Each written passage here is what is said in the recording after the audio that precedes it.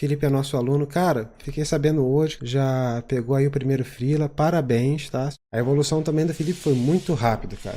Melhorou bastante em pouco tempo. Por isso que eu falo da importância do processo, que o processo ele tem essa capacidade de promover a possibilidade de se replicar um resultado.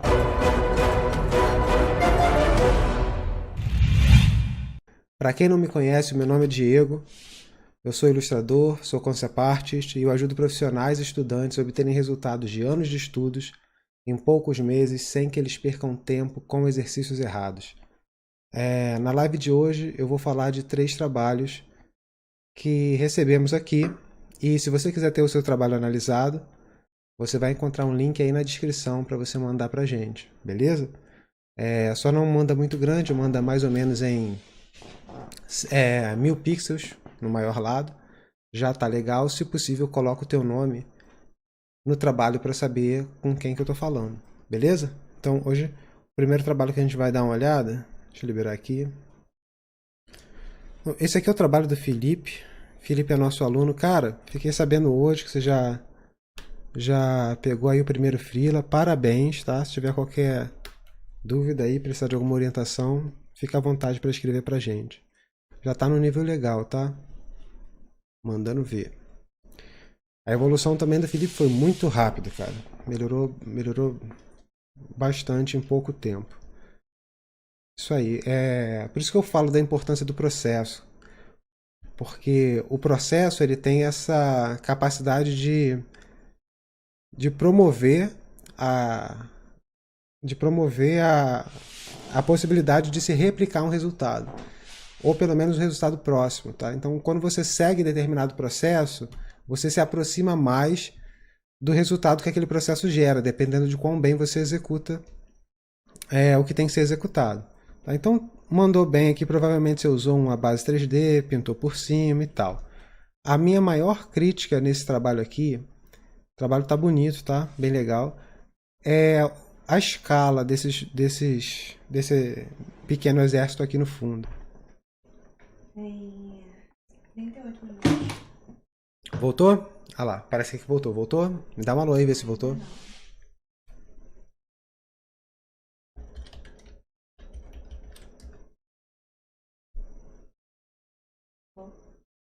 Voltou. Isso aí foi eu que escrevi. Tô Não, perguntando. voltou. Voltou? Show de bola. Fala, galera. Tamo de volta. Que envergo, mas não cai. Vamos nessa. Esse braço aqui, Felipe, também tá numa posição meio estranha. Pessoal, vocês têm que evitar esses encontros ruins aqui, tá? Olha só isso aqui. Isso aqui não pode acontecer. Isso quebra a espacialidade também. Você vê que tem valores próximos, né? A sombra daqui é mais ou menos próxima ali. Quando a gente vai ler, o olho não sabe se a forma é essa daqui, se tá... Então, ajuda na percepção e faz a coisa ou sobrepõe ou fica longe, entendeu?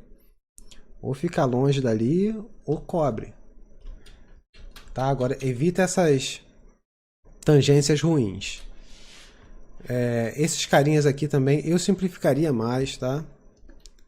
Me parece que você usou 3D neles. Não tem problema não, é para fazer isso mesmo. Agora coloca, se for usar 3D, se usou 3D nesses caras, vale a pena colocar todo mundo na mesma cena. Ah, o Felipe tá na live. Tu usou 3D, cara, no exército também? Me responde aí. Mas o fato é o seguinte, se você usou 3D pro exército, vale a pena colocar todo mundo na mesma cena. Sempre que eu posso, eu faço isso. Faço uma cena toda direitinho. Aí eu posiciono a câmera, vai estar todo mundo mais ou menos ali correto, tá? Boto a câmera lá de 55mm, uma lente de 55mm. Olha lá, não usou 3D no exército. Então, não usou, então vale a pena você pelo menos colocar um cara em pé. Não precisa, você coloca um cara em pé só para tu ver o tamanho, entendeu? E aí você arma o exército ali de carinhas em pé só para te dar uma noção de tamanho. Aí você vai poder replicar isso depois, na ilustração final. Não precisa ser... Ninguém acerta, tá? A questão é que existe uma faixa onde a coisa fica aceitável. Se você estiver ali dentro da faixa, um pouco mais, um pouco menos, tá ok. Você não pode ficar muito fora. Então, vamos lá. Tangência. Vou marcar aqui o que eu mudaria, tá?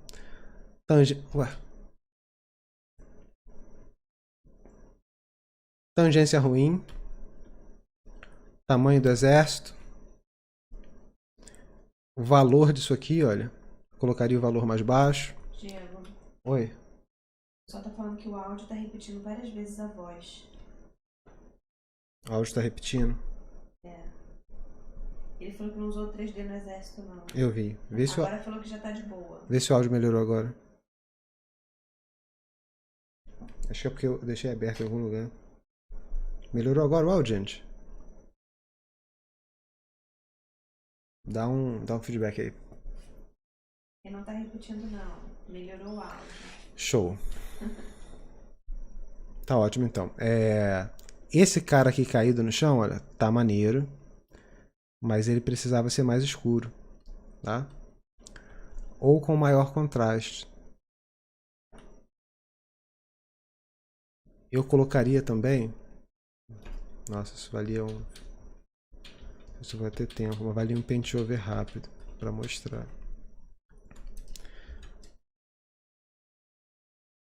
Então, a intenção é fazer com que o primeiro plano seja lido de uma vez só. Isso aqui, ó.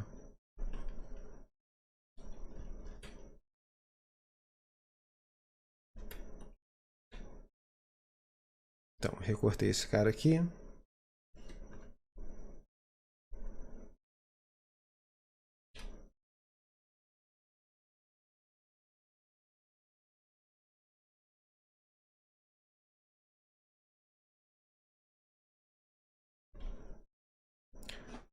Ó, também tem valor aqui no exército. Eu também jogaria eles bem lá para trás. Vamos ver aqui.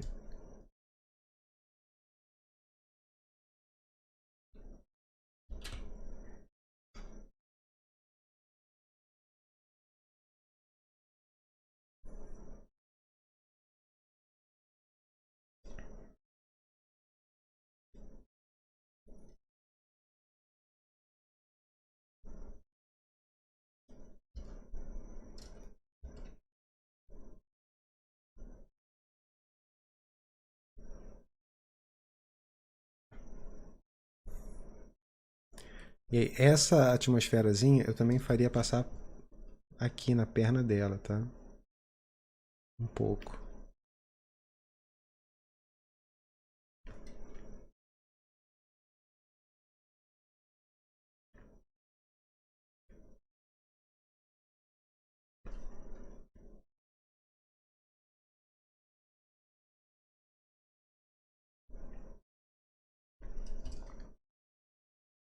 Aqui também vale a pena escurecer um pouco mais, ó.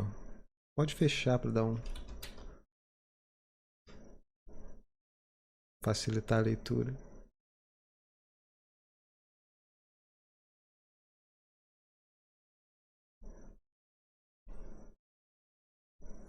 Tá, agora a posição dos dois braços tá um pouco artificial. Eu buscaria uma pose mais natural.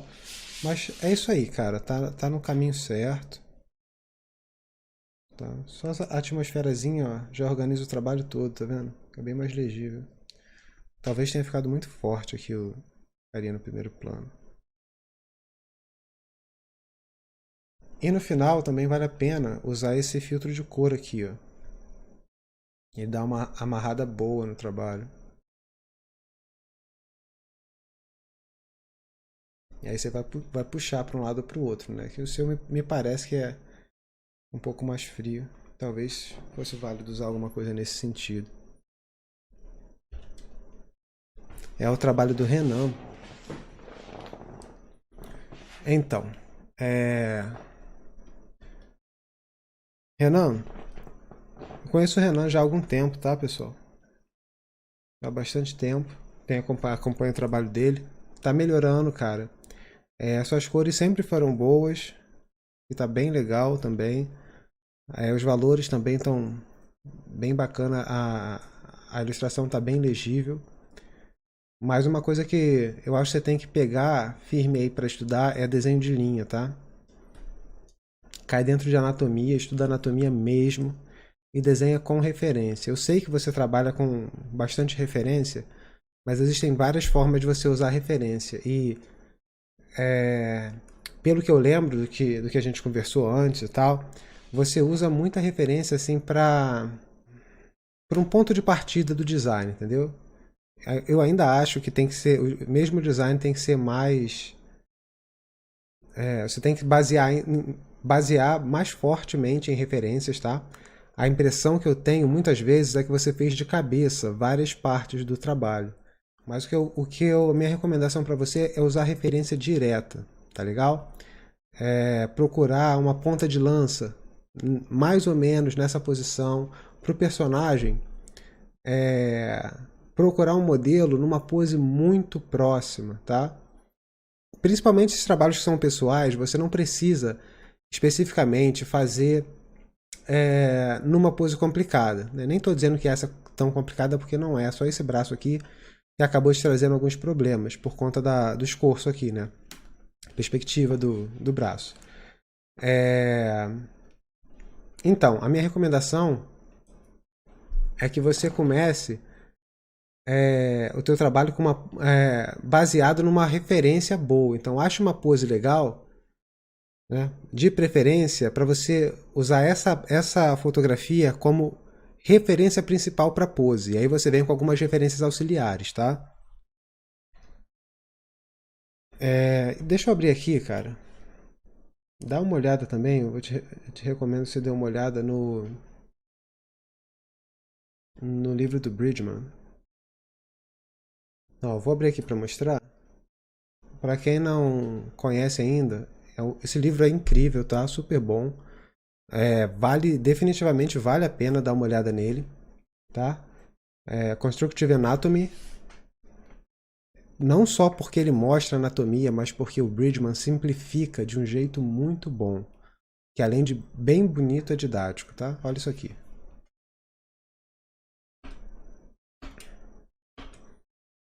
Olha só isso aqui, que lindo, tá vendo? E você acha fácil esse livro aí, só procurar na internet, capaz de achar o livro todo. De qualquer forma, se não achar, olha a diferença, tá? Desse tipo de coisa mais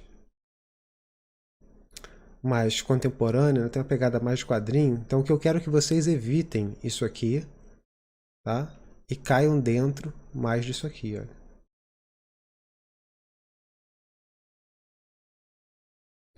Então, o Bridgman é uma excelente referência. Olha só que legal, cara. Acabei perdendo o chat aqui. Deixa eu achar para responder a galera aí que estiver perguntando alguma coisa. Tá, galera, postar pergunta, bota a pergunta aí na frente para não perder. Eu acabei de ver uma pergunta aqui do Cafezinho Games, que eu vou responder depois. Mas se tu não colocar a pergunta em caixa alta na frente, cara, eu vou. É maior a chance de eu não achar essa pergunta quando estiver procurando na hora de responder. Tá, então voltando agora pro. Mesma coisa pra galera aí que for perguntar, tá? Por favor, bota aí pergunta em caixa alta na frente. Então vou voltar agora pro trabalho do Renan.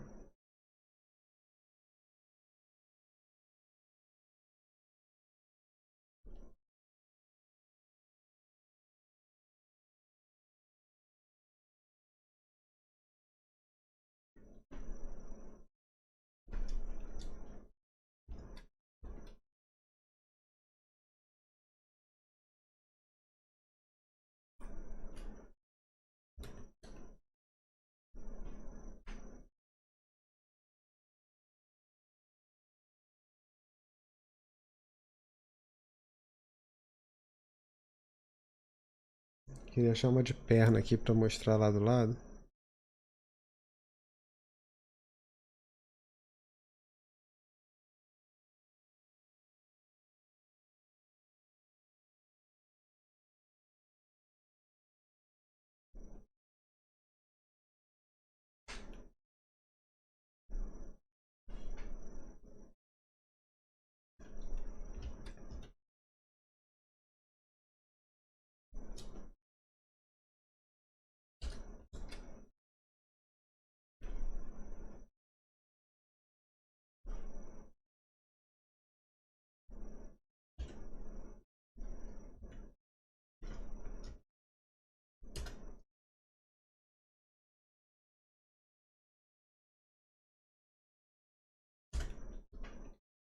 Então, cara, olha só isso aqui. Olha como esse abdômen aqui parece que você fez de cabeça, tá vendo? Com esses gomos pequenininhos aqui. Olha a diferença. Tá? Entendendo como é que a coisa funciona, tá? Então você tem que estudar mais anatomia e não tentar fazer de cabeça não. Coloca do lado alguma coisa, uma foto bem, desenha exatamente na pose da sua foto principal de referência. Então escolhe uma foto chave. Ó, essa aqui vai ser a pose do meu personagem. Depois, para frente, você começa a modificar o que você quiser. A gente tem que modificar mesmo, tá? Mas até acertar, até pegar a mão cheia aí na anatomia, tá? Esse bíceps está muito fora do lugar, tá? Tem que checar isso aí. Uma outra coisa também que você tem que evitar de fazer são essas linhas aqui. Eu não vou fazer paint over não, galera, porque acaba demorando muito. Eu tenho menos, eu acabo comentando uma quantidade menor de trabalho do que eu gostaria, tá? Mas só coisas assim que tiver que fazer para mostrar. Olha só essa linha aqui, ó. Toda vez que você tem uma linha muito contínua assim, você quebra a percepção de espacialidade. Então você tem que ter áreas onde o sol vai bater e áreas onde não vai bater. Tá? Então quebra isso aí um pouco. E você tem que usar a luz também para ajudar na leitura do trabalho. O que não estiver ajudando, você tem que tirar.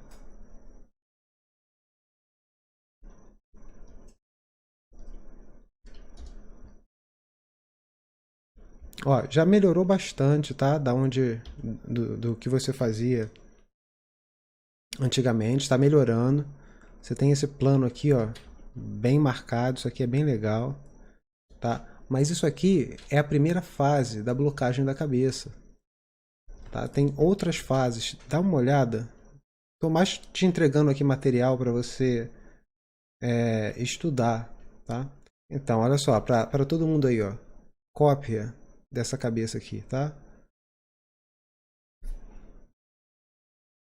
E aí você vai. Existe, isso aqui é um padrão, tá? É um modelo legal para estudar. Existem vários outros. Tá? É importante que você conheça bem. Esse aqui é um dos que eu gosto. Ó, esse aqui é outro modelo, também gosto bastante desse. Ele não está bem esculpido não, né? Tem umas coisas fora. Dá para ver que é um trabalho de estudante. Mas eu conheço esse modelo aqui, é um modelo bom.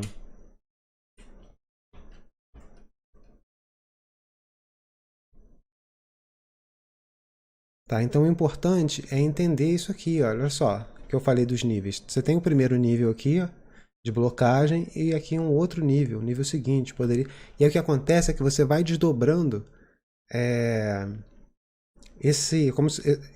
essa subdivisão, né? A gente no desenho a gente trabalha inicialmente com linhas com uma quantidade pequena de linha para fazer a dinâmica linear, depois com uma quantidade maior, mas com linhas retas, como se a gente estivesse cortando. Depois a gente aumenta a quantidade de linhas para construir e depois a gente vem com a linha anatômica por cima para fechar o trabalho. Então é mais ou menos o mesmo pensamento aqui, tá? Na escultura. Você vem blocando das maiores áreas para as menores, tá? Sempre fazendo paralelo do desenho, é sempre do geral para o específico, do abstrato para o concreto. Esse é o caminho que a gente toma. Olha só que coisa linda isso aqui para estudar. Tá, então gasta um tempo, é, faz um estudo dessas cabeças aí. Eu acho, Renan, que vale a pena. Você já tem bastante trabalho. Eu acho que vale a pena você dar uma pausa nesses trabalhos mais finalizados, né? É, ou pelo menos separar um tempo semanalmente, entendeu? Você, sei lá, 2, 3 dias por semana, para você fazer só estudo mesmo, cara. Essa é uma estratégia que no seu lugar eu adotaria, né? Então, no início, aí você pega só fazendo algumas cópias dessas cabeças. Depois você já tiver familiarizado com. Olha só que legal isso aqui, cara. Todos os ângulos. Eu vou pedir. Vou ver se eu coloco isso aqui na descrição, tá? Essa aqui é bem legal. Vou deixar ela aberta aqui. Tá? Mas se por acaso eu perder na descrição, ó, deixar em full screen, dá o print aí, tá?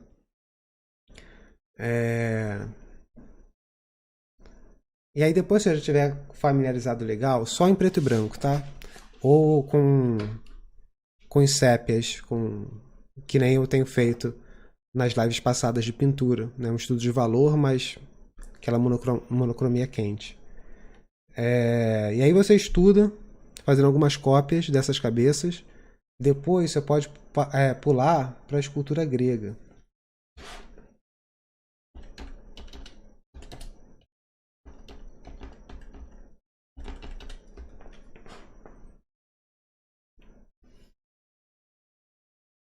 Mas mais uma vez, só na cabeça. Se mantém só em cabeça. O que acontece? O cânone grego também é uma estilização, tá? A beleza mora justamente na estilização, mas aí depende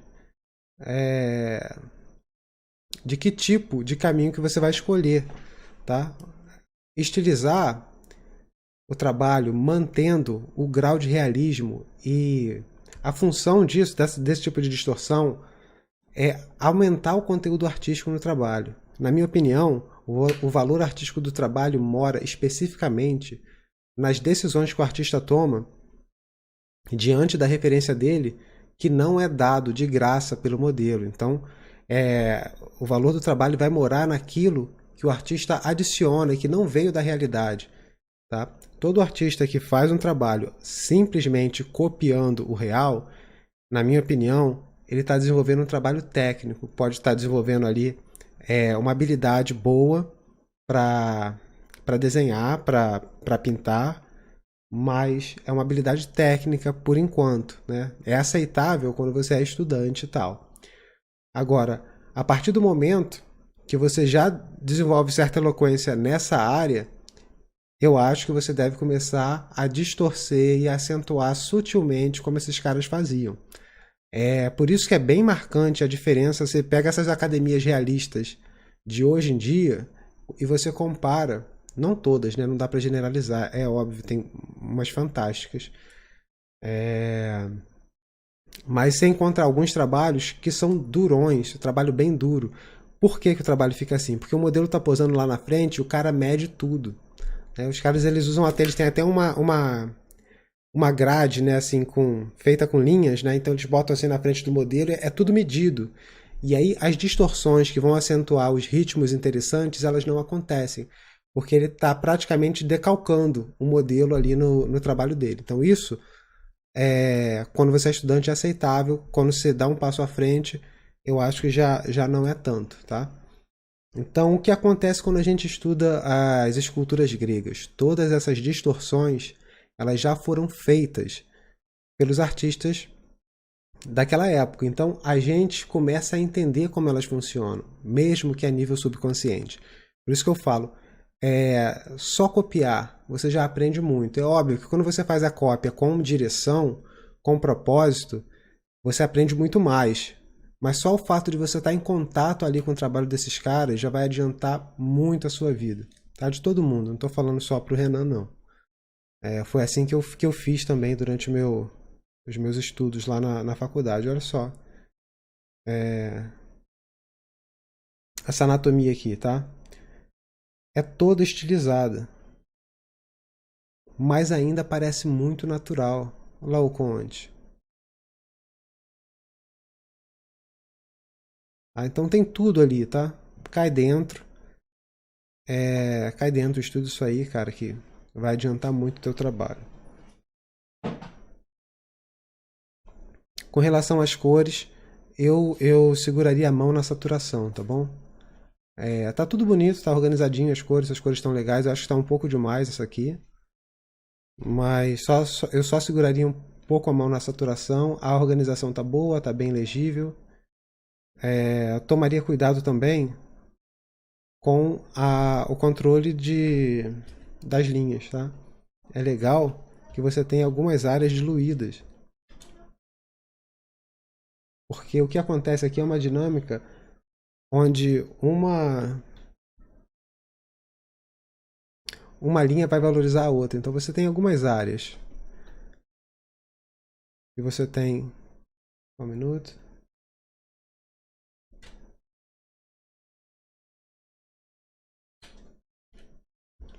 Você tem algumas áreas onde a linha é um pouco mais perdida. Aqui não funcionou não. Vou trocar esse brush aqui. Ótimo.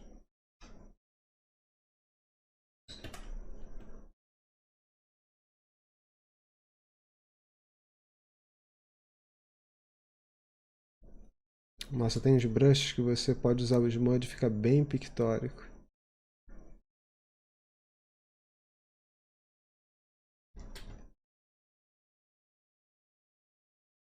Esse aqui já dá pra mostrar.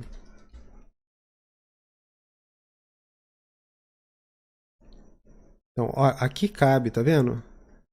Então, não existe regra, tá? Mas um norte para você, você pode dar uma perdida na linha, principalmente nas áreas de sombra. Cabe mais. Normalmente cabe mais ali. Ela aceita melhor. Tá? Evita esbufar tudo assim. Tá? Você tem que sempre ter esse balanço. Tá? Isso é uma coisa que está faltando também.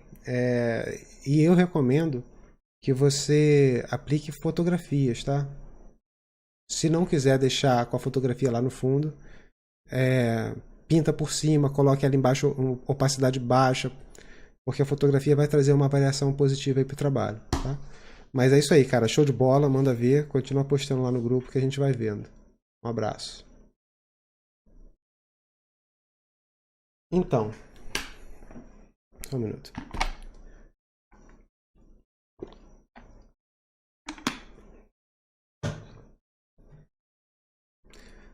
Esse aqui eu não sei de quem é. Tá sem o nome. Galera, por favor, coloca o nome. Então, tem uma intenção realista, tá? O cara mostra uma intenção realista quando ele usa uma árvore dessa daqui. Algumas coisas com intenção realista aqui também, ó, tá vendo? Na aljava, no casaco, você tem um claro escuro que mostra essa intenção, legal. E você tem outras áreas muito gráfica. A cabeça está completamente gráfica. Completamente, não está com cor sólida, mas está bem gráfica. Então, eu já comentei sobre isso em outras lives, dá uma olhada lá nas outras. Talvez eu faça um vídeo só sobre falando isso, sobre plano versus espaço, um bom vídeo. Aí eu posso mandar sempre o link para a galera. Existem alguns elementos que vão quebrar a espacialidade da tua pintura, tá? Linha é o principal deles. Então, linha, cor muito saturada. Esse aqui também é outro erro grande aqui nesse trabalho, tá? Se eu interpretei bem aqui a sua intenção de puxar algum nível de realismo, essa saturação aqui no fundo quebrou muito, muito mesmo. Porque a tendência é que a cor vá perdendo saturação também conforme você vai se aprofundando lá no para dentro do quadro, tá? Então você tem uma perspectiva atmosférica que dá uma ligeira azulada. Isso aqui jamais aconteceria no real. Mas é óbvio que na pintura a gente tem liberdade para mudar e tal, mas não está acontecendo aqui. O maior problema aqui é que visivelmente, em termos de espacialidade, você está perdido. Então, minha sugestão é fazer uma escolha clara. Eu quero um trabalho com esse nível de espacialidade. Como é que você faz essa escolha? Faz uma lista de alguns pintores que você gosta. Então, eu queria que a minha pintura fosse na direção do que esses caras estão fazendo. E aí isso vai te permitir encontrar denominadores comuns ali nesses caras e puxar sua pintura naquele sentido, tá? Então, vamos lá. Para um trabalho realista, sem linha, sem cor muito saturada, sem essa aura, tá vendo essa aura branca aqui, ó? Volta do personagem todo. Isso funciona como uma linha dupla, quebra ainda mais a percepção, tá vendo? Eu não sei se a intenção era fazer esses rim lights ou backlights que você vê por aí nos personagens, mas se for, não funciona assim, tá? Aí você tem que estudar como essa luz funciona. Também está tudo muito claro para acontecer isso aqui. Se ele está contra a luz aqui, ele deveria estar todo mais escuro, entendeu? Aí você tem que estudar também a iluminação geral da cena.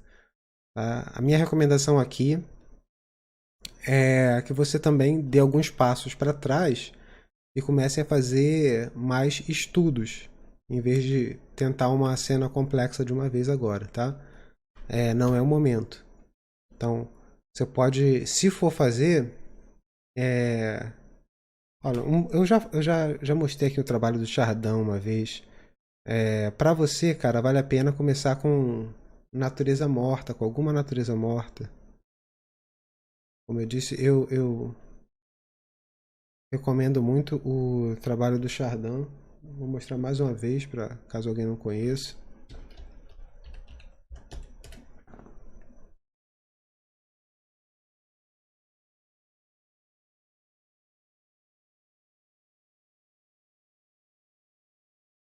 Então, ó, pega isso aí, ó. Pega as mais simplesinhas, tá?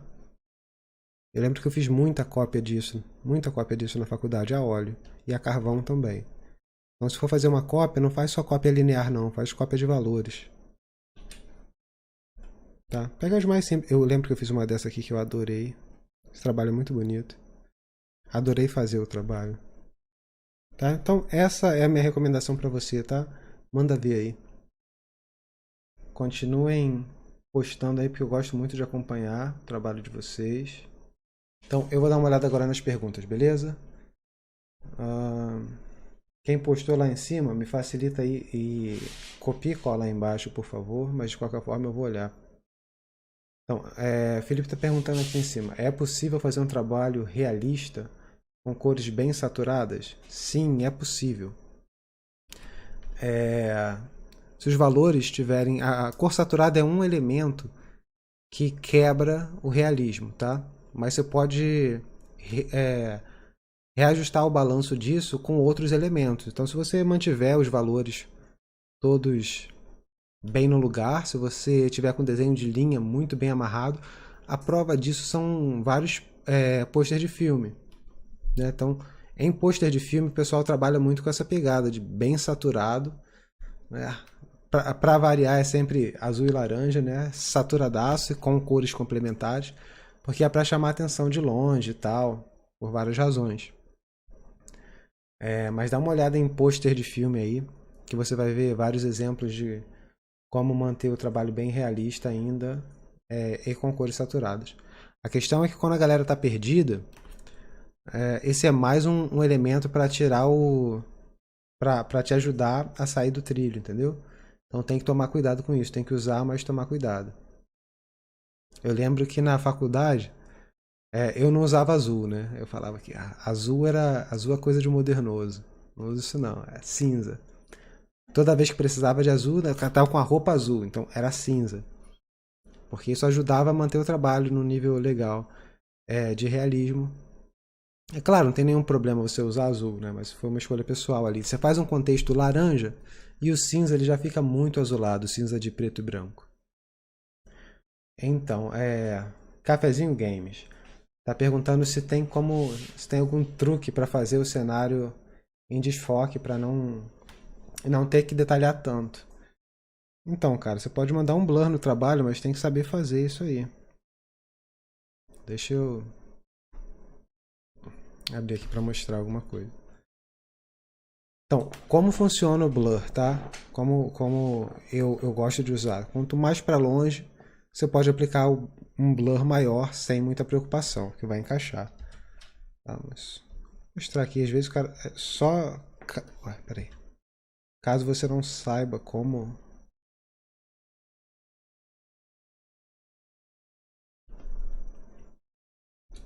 Ó, o jeito legal. Deixa eu mostrar um melhor.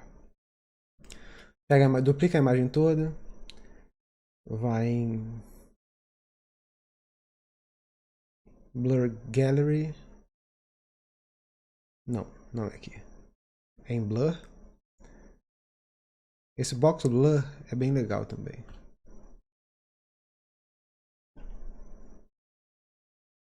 Então dá uma desfocada lá. Não sei se tu quer aquela parada assim, mas não curto muito não. E aí coloca na máscara, tá?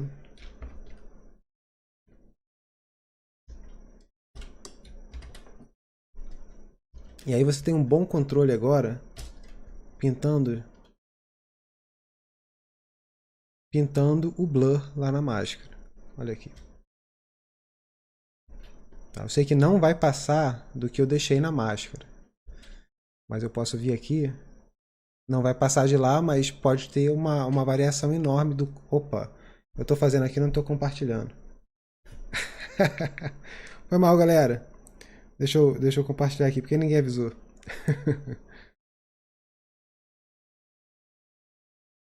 Estão vendo aí minha tela agora? Então vou refazer, beleza? Vamos lá. Então respondendo a pergunta aqui, como usar o Blur. Como eu gosto de usar o Blur no trabalho, tá? Dupliquei o trabalho todo. Filter. Blur. Eu gosto de usar esse Box Blur, também uso o Gaussian Blur. Então vamos no Box. Beleza. Máscara. E aí você preenche a máscara toda aí de preto. Sumiu o Blur. E agora você vai pintar, cara, aonde você quer. Isso também pode ser usado para o controle das linhas, tá? De grau de solução e recorte.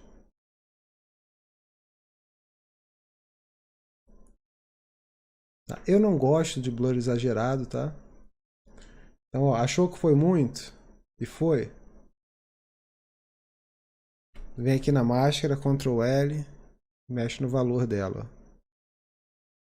Opa, falou errado. E aí o blur vai voltando, tá vendo? A nitidez vai voltando. Então você tem bastante controle. Aí acaba ficando mais como uma atmosfera também e tal. Aí tem vários jeitos de usar. Mas depende do que você quer fazer. O que eu quero deixar claro é que não dá para usar o blur porque você está com preguiça de fazer o fundo, entendeu? É um recurso para tornar o trabalho mais realista, mais dinâmico.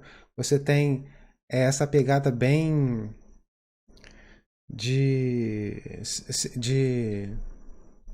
fotografia de cinema, entendeu? Por conta da câmera, você tem uma variação de blur para as coisas do primeiro plano também. O que está em primeiro plano pode ficar em blur. Aí você vai jogando com isso, tá? Não é um recurso para... Na minha opinião, não é um recurso que você usa para salvar tempo. Tá? Se for um concept, aí você... Eu prefiro deixar o fundo mais pictórico, tá? Mas por aí, tá? Tem os filtros também, cara. Deixa eu mostrar esses filtros aqui, só caso eu não sei o quanto você conhece aí de Photoshop ou não. Mas, por exemplo, tem um colega meu lá no trabalho, está fazendo uma cena, que é uma rua bem com sol de lascar. E aí, a gente estava conversando, falei com ele que esse filtro aqui funciona bem, ó. Vem aqui em distorção, glass.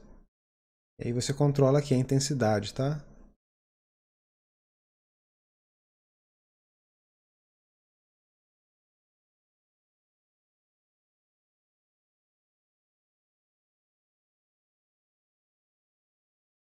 Aí você jogou por cima, aí baixa a opacidade e faz o mesmo esquema da máscara. Tá? E ele fez isso lá na rua toda, ficou bem bacana, deu aquele efeito do sol batendo, dando aquele desfoque lá, ficou legal. Show. Vou para outra pergunta aqui. Nossa, eu vi agora que alguém comentando que não estava aparecendo na tela, deve estar com um delay danado. Beleza.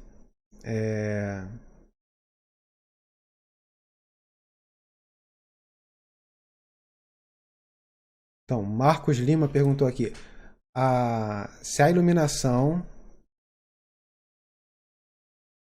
Marcos Lima perguntou se a iluminação afeta a composição, o ritmo. E sim, cara, afeta e muito. São elementos importantíssimos para a composição. Porque você vai usar a iluminação para ajudar a indicar o que é importante e o que não é no teu trabalho, né? Para conduzir a percepção do observador. Tá? Então, se você colocou uma parada ali na sombra, né, com a... Não é porque está na sombra, mas porque normalmente o que está na sombra você aperta a escala de valores, não vai ter tanta importância visual. Então você vai estar simplificando aquela região, né? Dessa forma, existem elementos que você pode colocar na sombra, mas aí você mantém um contraste alto ainda, entendeu? Você tem uma região de sombra muito escura, mas por outro lado você tem uma região onde está batendo uma luz muito forte. Aí você não está simplificando, pelo contrário, você está trazendo atenção para ali, porque você aumentou o contraste, né? Então, contraste forte, saturação alta, são coisas que aumentam a importância visual daquela região. Então, são recursos que você tem para manipular a leitura da tua imagem, tá? Então, para puxar para onde você acha que tem que ser mais importante, em game a galera usa muito isso para indicar o caminho, né? Eu trabalho praticamente só com personagem, né? Lá no estúdio, mas o maluco do meu lado trabalha só com cenário. E ele usa muito esse recurso, tá? Às vezes bota um ponto de saturação ali para indicar que, olha, isso aqui é um caminho viável, né? E não só no jogo, mas também compositivo, entendeu? Para balancear as coisas. É tudo um jogo de equilíbrio dinâmico. Tá? Você tem uma luta de tensões ali e a sua função é equilibrar aquele jogo de vários elementos exercendo força de atração e repulsão entre eles. Você organiza de certa forma que você mantém a balança equilibrada, mas ainda de forma dinâmica. Então não sei se eu fui claro, mas sim, cara, é importante. A melhor forma de aprender a usar isso é fazendo cópia dos mestres. Deixa eu ver outra pergunta.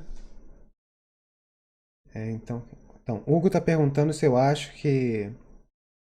Aqui, deixa eu ver aqui. Você acha que o pensamento, em cima da quebra de algum tipo de linha ou segmento contínuo, está ligado ao pensamento mais abstrato da forma? Sim, sim. O primeiro nível da nossa percepção, ele é um nível abstrato. A primeira camada é abstrata. E aí a representação, o que cada forma, o significado de cada uma daquelas formas e da relação daquelas formas vem numa segunda etapa, numa segunda camada. E se o trabalho não funciona na primeira camada, ele dificilmente vai funcionar na segunda, entendeu? Por isso que eu falo que é importante fazer o trabalho funcionar de forma abstrata. Esse é um papo longo, eu posso depois separar uma live só para a gente conversar disso, mas essa primeira camada da percepção é muito importante, a gente tem que fazer a coisa funcionar ali. Por isso é importante também uma série de exercícios que nos possibilite fazer essa separação entre forma e conceito daquilo que a gente está trabalhando.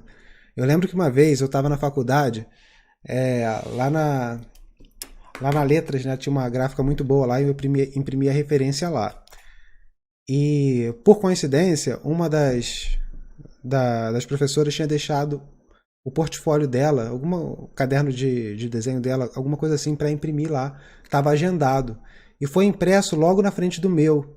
E aí caiu aquele monte de folha assim, e eu olhei de canto de olho, e eu falei, nossa, que coisa linda, deixa eu ver o que é. Então, aí essa experiência me trouxe a noção de que eu achei aquilo bonito, mesmo sem saber o que era, entendeu? Então, a beleza do trabalho, ele aconteceu nessa primeira camada da nossa percepção, que vem antes da gente conceitualizar tudo. Olha aí, Alan está perguntando se eu uso a função tilt na tablet. Não, cara. O que é a função tilt? Perdoem a minha ignorância. Não sei nem o que é, cara. Não uso não. Olha só, então, a pergunta... Abraão tá perguntando aqui. Essa solução de montar uma cena com primeiro plano escuro e perspectiva atmosférica no fundo é sempre a melhor maneira de amarrar bem a cena de ilustração e dividir os planos? Não, não é não. É a mais segura, entendeu? Então, para estudante, eu normalmente indico essa, porque é muito difícil do cara fazer dar errado desse jeito. Mas não, definitivamente não é melhor, nem é só a mais fácil. Mas você pode organizar, contanto que você mantenha tudo organizado, tá ótimo. Então, dividiu em família. cada plano, não importa se o primeiro é mais escuro, se o primeiro é mais claro ou médio. Então, basicamente, você tem que pensar, tem que ter no mínimo 3 planos: médio, claro, escuro. Não importa a ordem. A única coisa que importa é que eles estejam organizados em família, que os cinzas de uma área não se repitam muito, pode ser ligeiramente, mas não se repitam significativamente em outra família. Você também pode ajudar essa organização com cor. Então, se você traz uma tônica de cor para cada plano, isso também já ajuda a dividir, é uma outra abordagem. Você pode até deixar os valores parecidos, mas aí você escolheu fazer a divisão através da cor. É possível também, fica legal. Vai tornar o trabalho ligeiramente mais gráfico, mas não é problema nenhum, é só uma escolha. Tá? Existem várias outras formas de você organizar o trabalho, fazer a composição funcionar. Essa que eu oriento para estudante no início é só a mais fácil. Ah, o Alan tá falando aqui, o reconhecimento do ângulo da... Não, cara, eu detesto isso, eu até tiro. Eu não uso. Pra mim não funciona bem, não. Ainda fica aquele desenho aqui do lado do brush, eu não uso, não. Tá? Não precisa, não é importante, não. Tem gente que gosta, é questão pessoal, né? Cada um tem suas particularidades, mas eu não uso, não. Nossa, deixa eu mostrar pra vocês um trabalho que eu terminei aqui. Só um minuto. Primeira mão, eu não mostrei em lugar nenhum. Vou mostrar porque eu comecei aqui na live. Já tem um tempo já que eu terminei. Alguém lembra dessa criatura que a gente começou? Não deu pra gravar tudo porque demorou bastante, eu estava estudando ainda. Mas a parte de escultura está praticamente toda gravada. Tem uma playlist lá no canal, então dá uma olhada lá. Quem quiser ver. Eu comecei na live, a gente começou com uma figura humana que já vem no próprio ZBrush. Acho que eu trabalhei umas 3 lives nela, né? E depois continuei um pouco mais em casa, né? E aí fui gostando do resultado e fui levando para frente. Tá? Então terminou assim. Aprendi um bocado também. Mas quem quiser dar uma olhada no processo de escultura, a parte de ZBrush de escultura, tá praticamente tudo lá no canal. Então dá uma checada lá. Então, o Diogo está perguntando, na fase do desenho de linha, é importante esboçar também o cenário para ter uma visão mais geral ou encaixar o cenário depois? Depende do propósito do trabalho, tá? Vamos dizer que é uma pintura, né? Uma ilustração, uma pintura, tudo junto. A nossa percepção não faz essa distinção de figura e fundo. Isso é uma coisa que acontece na segunda camada, né? Onde tudo já está conceitualizado. Mas a camada primeira, tudo é uma imagem só, acontece de uma vez só. Por isso que é importante que façamos a figura interagir positivamente com o fundo. O fundo vai ajudar a leitura da figura e a figura vai valorizar alguns aspectos do fundo também. Seja ele um fundo abstrato ou um fundo com alguma coisa representada, tá? Para a primeira camada da percepção é tudo uma coisa só. Agora, se está fazendo um concept, né, não importa o fundo, né? Você vai botar um fundo depois só para ajudar a vender a ideia. Depende do propósito do trabalho. Se for um trabalho de arte, tudo junto. Se for um trabalho profissional, um trabalho... aí depende, tá? Nossa, cara, o Leonardo tá perguntando aqui o que eu sugiro de estudo para melhorar a capacidade de síntese. Cara, isso é um negócio... Isso aí é o maior desafio pro pintor, entendeu? Isso é o que... É o seguinte, vamos lá. Primeira coisa, eu acho que é importante você aprender um pouco de desenho de construção, tá? É aquela história. Para você ser capaz de sintetizar, você tem que ser capaz também de fazer o trabalho sem essa síntese. O que acontece é que muitas vezes o estudante não é nem capaz de fazer o trabalho na etapa anterior da síntese, entendeu? Vai fazer um modelo vivo, faz o modelo vivo à vera. Né? Depois vai trabalhar o poder de síntese. Muitas vezes a escola trabalha o oposto. Então, desenho vivo, a galera faz pose rápida. Né? Não tem nada de errado, é só uma opinião pessoal. Eu acho válido, primeiro, estudar um pouco de desenho de construção. Tá? Então você vai pegar desenho de construção, depois você vai estudar um pouco sobre desenho com a abordagem mais pura abstração, e é aí que você vai começar a puxar o poder de síntese. Tá? Aí você tem que pesquisar artistas que têm um alto poder de síntese. Pega o Sargent para dar uma olhada. Esses caras que falam muito com poucas pinceladas. Tá? E aí tem muita coisa para fazer, cara. Isso não espere isso em pouco tempo, tá? Esse é o tipo de coisa que você tem que passar por uma jornada até desenvolver a habilidade de sintetizar bem. E você vai continuar exercitando isso pro resto da vida, tá? Mas o que é como se fosse uma linguagem pessoal de cada artista, o jeito como cada um vai sintetizar. E como eu fiz, eu comecei a fazer muita cópia dos pintores para entender como eles se comunicavam, né, dentro dessa linguagem. Isso me permitiu expandir o meu repertório de soluções plásticas para cada problema. E ao contrário do que as pessoas falam, que se você fizer cópia, a sua criatividade vai ser reduzida, a sua criatividade é ampliada, porque é como um músico que vai tocar de improviso. Né? Quem estudou música sabe que o improviso não é improvisado 100%. Né? O cara tem ali no repertório dele uma sequência, uma série, um número enorme de frases que ele já estudou. Então, todas aquelas frases estão na manga e ele vai usar aquilo dentro dos espaços que ele tiver. Né? Então, o improviso não é 100% improvisado e é a mesma coisa na pintura. Você tem que conhecer várias soluções para aplicar quando o problema se expor. Né? Quando você der de cara com um determinado tipo de problema, você vai poder lembrar, poxa, esse cara resolveu desse jeito, esse cara resolveu daquele outro, vamos ver o que consigo fazer aqui partindo nessa direção. Então, cópia vai ser o melhor exercício nisso aí. Mas não é o único, tá? E também é diferente, tem que fazer umas cópias mais direcionadas também, tá? Pega uns trabalhos, dá um blur e copia o trabalho com aquele blur. Esse é um bom exercício também, vai ajudar. Então, Felipe perguntando, desenho de construção é aquele blocadão? Sim. Aquilo lá que eu mostrei do George Bridgman, aquilo é desenho por construção. É quando você visualiza o desenho no espaço, tá? E você é capaz de construir, isso ajuda muito também no desenho de memória. E o desenho, por abstração, é uma pegada mais do Rembrandt, Velázquez, esses caras. Show, galera. Eu vou encerrar aqui. Meu filho tá pedindo atenção. Foi um prazer estar com vocês aqui hoje. Espero ter ajudado aí. A gente vai se ver na próxima sexta, falou? Um abraço e até lá.